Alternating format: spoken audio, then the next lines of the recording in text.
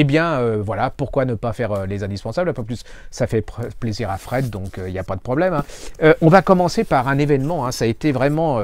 J'ai rarement eu dans ma vie de libraire des réflexions de ce genre après la lecture d'un roman, des lectrices et des lecteurs. Ça s'appelle Les filles de la mer de Marie Lynch Bracht. C'est chez Robert Laffont. Alors ça, c'est un livre absolument... bouleversant. En plus, c'est quelque chose que je ne connaissais, enfin, je connaissais comme ça, mais sans plus. C'est l'histoire de deux sœurs, hein, on est en Corée, des sœurs qui appartiennent à une communauté qui est un peu particulière. C'est une communauté de pêcheurs, c'est-à-dire que ce sont des gens qui vivent au bord de la mer, une famille très unie, Alors, dans la première partie de ce roman, c'est très sensuel, hein, parce qu'elle vous décrit comment elles vivent avec la nature. Il y a un seul problème, c'est une famille très unie, mais il y a un seul problème, c'est qu'on est en Corée, hein. On est en 1940 et quelques, et puis les Japonais ont envahi la Corée, mais alors ce que je ne savais pas, depuis 1910. Vous commencez à apprendre ça, et puis on se retrouve en 2000 et quelques, où une des sœurs retrouve sa petite fille à Séoul, et la petite fille lui pose une question qui va lui, comme elle dit, que c'est comme un coup de poing dans l'estomac d'un Japonais. Qu'est-ce que c'est qu'une femme de réconfort? Et là, elle tombe absolument KO de surprise parce qu'elle n'avait jamais parlé de ça, ni à sa famille, ni à personne.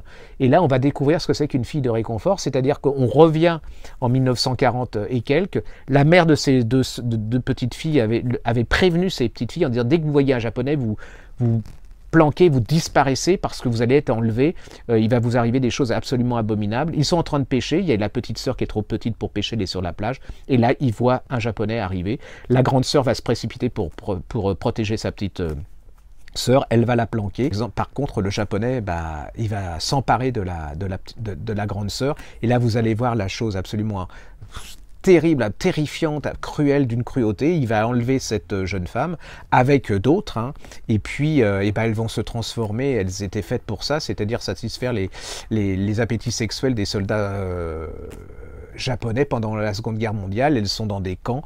Vous allez voir comment des petites filles de 11-12 ans vont mourir d'hémorragie parce qu'elles vont être violées par ces soldats. Pour un Japonais, ça n'existe pas une Coréenne, hein, c'est une sous-race. Elles ne doivent pas parler coréen, elles ne doivent pas se souvenir de l'histoire coréenne. Malgré tout, dans leur cerveau, elles gardent ce côté coréen et tout. Elles parlent en elles-mêmes et entre elles coréennes. Alors donc c'est l'histoire de cette jeune femme, hein. Et puis en 2011, c'est l'autre petite sœur, l'autre sœur, qui essaye de retrouver, qui elle aussi, hein, il s'est passé quelque chose, essaye désespérément de retrouver cette sœur qui a disparu. Elle va raconter à sa petite fille et à sa fille ce que c'est qu'une femme de réconfort. Elles vont être complètement abasourdies.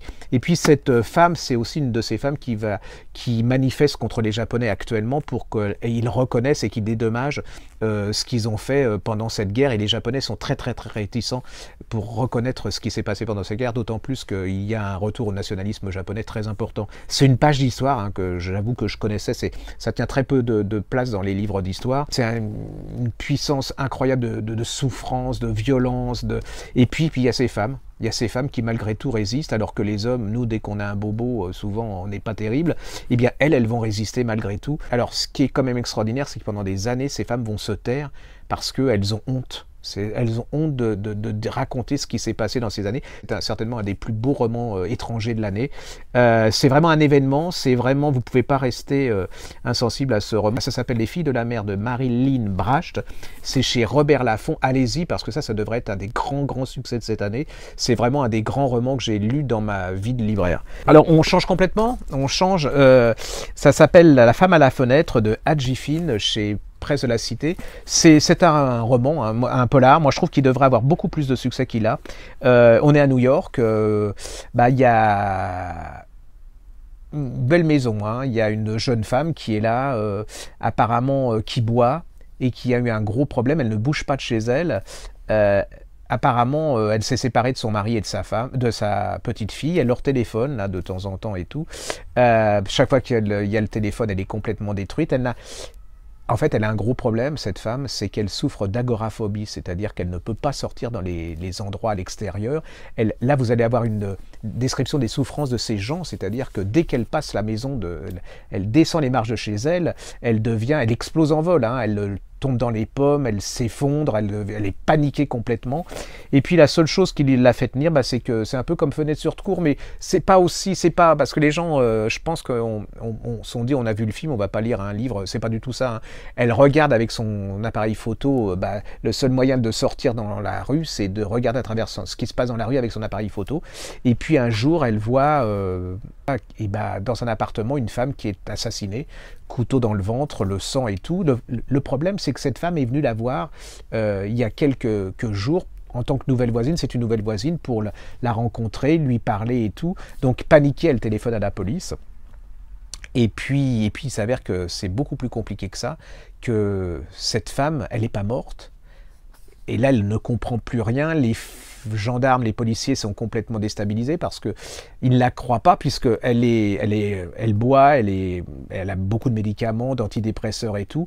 Et là, c'est le début d'un suspense absolument incroyable qui va jusqu'à un dénouement aussi incroyable. C'est un peu comme la femme de la cabine numéro 10, c'est-à-dire qu'il n'y a pas de serial killer, il n'y a pas de sang inutile, il n'y a pas de violence inutile, c'est tout dans la psychologie, la finesse du personnage, et vous, bah, vous y croyez, moi j'y ai cru du début jusqu'à la fin, et la fin, ce qui est très rare, pour que ça soit un bon polar, il faut que la fin soit excellente, et la fin est excellente, donc si vous voulez, c'est 10 sur 10, hein, c'est vraiment comme l'inconnu de la cabine numéro 10. Allez-y, c'est chez Presse de la Cité, et puis alors, un ovni, hein, alors ça je vous en reparlerai beaucoup plus longuement, mais je voulais absolument vous le signaler. C'est Patrick Rogers, ça s'appelle Le Roi Donald Duck et les vacances du dessinateur. Alors il avait fait une chose, un roman qui m'avait époustouflé, qui avait fait un scandale absolument incroyable, qui s'appelait L'autre Simenon. Si vous ne l'avez pas lu, précipitez-vous, c'est chez Grasset, ça racontait l'histoire d'un Simenon qu'on ne connaissait pas, c'est-à-dire Simenon est belge, son frère a participé au fascisme belge, et Simenon a été légèrement collaborateur, sinon collaborateur profiteur, hein, c'est-à-dire que lui, il s'est retrouvé en Vendée, il recevait des généraux allemands, il allait dans des boîtes d'échangistes ou de putes où il y avait beaucoup de généraux allemands à Paris, enfin vous voyez, ça a fait énormément de scandale parce que ça correspondait pas à l'image qu'on avait de Simenon. Et là, il nous fait un truc, c'est un ovni. Je ne sais pas comment il fait pour... il faut un talent incroyable. En fait, vous vous retrouvez au bord du lac Léman, dans une ville qui s'appelle Gland, déjà faut oser, et elle existe, hein, j'ai été voir, il y a bien une ville suisse, il n'y a que les Suisses pour avoir un truc, ça c'est pas Gand, hein, c'est Gland, et là vous allez retrouver Hergé, ce fameux dessinateur, qui lui aussi, pendant que les Allemands étaient là, on va passer. Et puis il y a Léopold III. Alors Léopold III, c'est lui qui était le mari, c'était un roi belge, hein, il est en exil, un golfeur invétéré, d'ailleurs il préfère le golf à être roi, hein. Dans l'absolu il dit je suis roi, c'est pour payer mes parcours de golf. Il était légèrement, enfin vous allez découvrir si vous allez, que Léopold III, pendant les Allemands, c'était pas non plus terrible. Et puis il a été surtout le mari d'une reine belge qui n'a vécu qu'1 an et demi, et vous imaginez pas, mais quand vous parlez à des Belges, c'est une sorte, elle s'est tuée en voiture, elle était adorée des Belges, c'est une sorte de Lady Diana des années 30, c'est-à-dire que, et en plus, chose absolument atroce, c'est que c'est le roi qui conduisait sa voiture, vous voyez déjà. Et donc vous allez vous retrouver sur le bord du lac Léman, on tourne un film, alors c'est incroyable parce qu'on ne sait pas s'ils sont quand ils sont dans le film, pas dans le film, ils se baladent, ils vont parler, alors je vous en reparlerai parce que c'est complètement, enfin c'est dingue, c'est vraiment un ovni. Tout d'un coup, vous voyez du lac sortir, parce qu'ils pêchent, hein, ils adorent pêcher, les deux, ils pêchent au bord du lac Léman. Et vous allez voir Donald Duck qui sort du lac Léman pour leur vérifier s'ils ont bien payé leur cotisation pour payer dans le lac Léman. Et le pire là-dedans, c'est que vous y croyez, c'est que, voyez, il y a Minnie qui va débarquer aussi. Vous avez plein de choses comme ça qui vont arriver, Bogart, Tex Avery, ça vous parlait de la vie, c'est au niveau de la formule, c'est de la formule qui, voilà, c'est ciselé, c'est une merveille, c'est de l'humour noir, c'est du cynisme, c'est invendable, hein.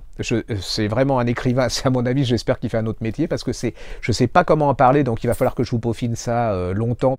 Si vous le voyez chez votre libraire, et ben vous l'achetez tout de suite parce que vous allez passer un super bon moment, et que pour moi c'est une... voilà, j'ai jamais lu ça dans ma vie, et j'ai j'ai pris un plaisir monstrueux. En plus, je vais vous dire, j'ai lu ça au bord de la mer. Et normalement, on va se baigner, on va faire des choses. Et là, je ne l'ai pas lâché. Ça s'appelle Le Roi Donald Duck et les vacances du dessinateur de Patrick Rogers. C'est chez Grasset. Et pour mon avis, c'est un des meilleurs écrivains français contemporains parce qu'il ne fait pas ce que...